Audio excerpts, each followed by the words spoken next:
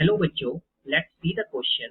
The question says that let alpha and beta be the root of x square 6x minus 2 is equal to 0.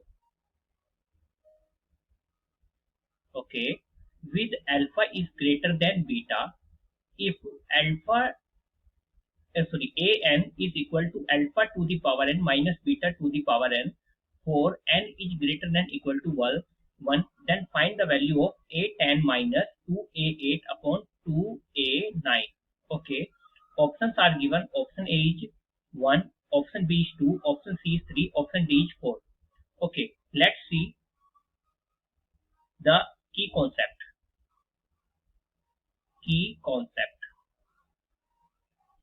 This is a easy question. Key concept is, आपको कहीं पर यदि alpha to the power n minus beta to the power n की form दिखती है तो आप directly A N लिख सकते हैं उसे. फॉर एग्जाम्पल, आपको कहीं पर alpha square minus beta square दिख गया तो उसको डायरेक्टली क्या लिखेंगे, a2 लिखेंगे. बस इसी का इस क्वेश्चन में काफी यूज होगा. आपको इक्वेशन क्या दी गई है? इक्वेशन दी गई है x square minus 6x minus 2 is equal to 0. ठीक है, ये आपकी इक्वेशन दी हुई है. अगर मैं यहाँ पर सीधा सीधा बोला है कि अल्फा और बीटा इसके रूट है. अल्फा और बीटा क्या है? इसके रूट है. अगर इसके रूट है अल्फा और बीटा, तो यदि मैं यहाँ पर x की जगह पर अल्फा रखता हूँ, भाई अल्फा बीटा अगर रूट है तो x की जगह क्या रख सकता हूँ? एक बार x is equal to alpha रख सकता हूँ. ठीक है, और x इज इक्वल टू क्या रख सकता हूँ? बीटा भी रख सकता हूँ. तो सबसे पहले मैं x is equal to alpha रखता हूँ पहले. ठीक है, अल्फा रखूंगा तो क्या आ जाएगा? ये आ जाएगा alpha square minus 6 alpha minus 2 is equal to 0. ये आ जाएगा. अब अगर मैं यहाँ से मल्टीप्लाई करता हूँ अल्फा टू द पावर 8 से, multiply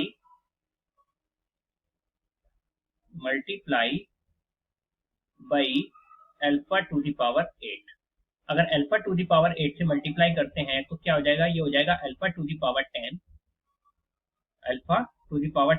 minus 6 alpha to the power 9 minus 2 alpha to the power 8 is equal to 0.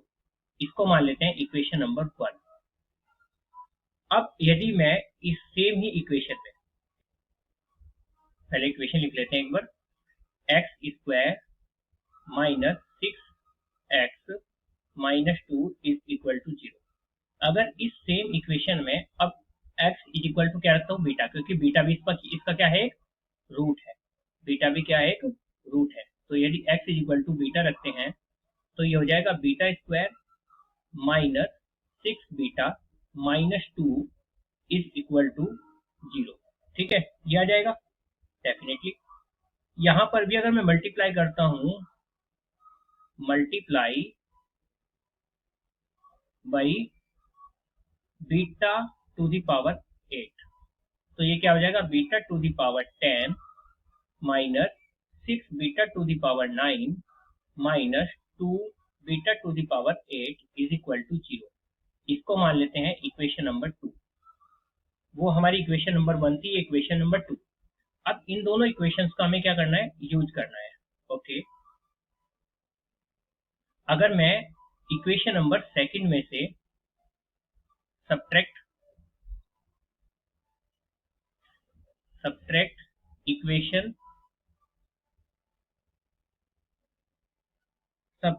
Equation second from equation 1. What is the equation number 1? Equation number 1 is alpha to the power 10 minus 6 alpha to the power 9 minus 2 alpha to the power 8.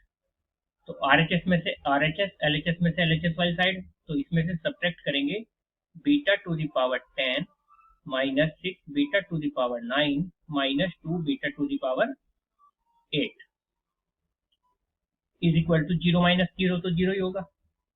यानी यहाँ पर अगर मैं ये power same power वाले एक साथ ले ले तो ये alpha to the power 10 minus beta to the power 10, ठीक है, alpha to the power 10 beta to the power 10 एक साथ ले लिया, फिर -6 alpha to the power 9 minus beta to the power 9, ठीक है, इज इक्वल टू किसके बराबर आ जाएगा, ये 2 इंटू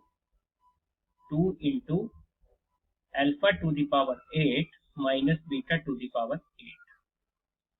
यानी कि अब देखो यहाँ पर मैंने शुरू में क्या बताया था, अगर कहीं पर आपको alpha to the power n minus beta to the power n दिखता है तो an लिखेंगे आप, ठीक है। तो यहाँ पर n की जगह पर क्या है, यहाँ पर n की जगह पर शुरू में 10 है, तो इसको a10 लिखेंगे। क्या लिखेंगे इसको, a10 माइनस 6 इंटू इसको क्या लिखेंगे a9, ठीक है, इज इक्वल टू 2 इंटू इसको क्या लिखेंगे a8। यानी कि सीधा सीधा क्या आ जाएगा, a10 minus 2a8 is equal to 6a9, means a10 minus 2a8 upon 2a9 किसके बराबर आ जाएगा, 3 के इक्वल आ जाएगा। और यही तो हमें यहाँ पर क्या करना था, निकालना था, इसी का तो हमें सॉल्यूशन करना था। हमारा आंसर क्या आ गया, यहाँ पर 3 आ गया। तो ऑप्शन चेक करते हैं कौन सा है। ऑप्शन आपका, ऑप्शन देखते हैं, ऑप्शन थर्ड आपका, ऑप्शन थर्ड क्या हो जाएगा, ऑप्शन सी आपका करेक्ट आंसर हो जाएगा 3। So the final answer is 3. Hope you understand it well. Best of luck.